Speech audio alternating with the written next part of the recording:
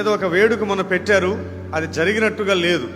ఏంటారంటే ఒక్కొక్కరు ఒక్కొక్క గిఫ్ట్ తీసుకొని రావాలా. ఏమండి, క్రిస్మస్ ఈవ్ అంటారు చూసారా? ఎంతమంది ఉన్నామో మనందరం కూడా, చిన్నపిల్లలందరూ ఒక్కొక్కరు ఒక్కొక్క గిఫ్ట్ తేవాలి. గిఫ్ట్ మీద గిఫ్ట్ ప్యాక్ చేయాలి. దాని మీద మీ పేరు ఉండకూడదు, అవన్నీ తెచ్చి క్రిస్మస్ చెట్టు దగ్గర పెట్టాలా. అందరు వెళ్ళి కూర్చోవాలా, ప్రార్థన జరగాలి, మెసేజ్ అయిపోవాలి, అందరూ తల వంచి కళ్ళు మూసుకొని ప్రార్థన చేసుకోవాలి.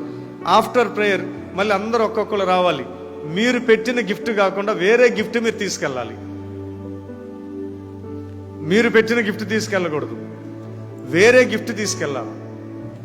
మీరు మంచిది పెట్టాలా, మీరు లీస్ట్ తీసుకెళ్ళాలి. ఓకేనా?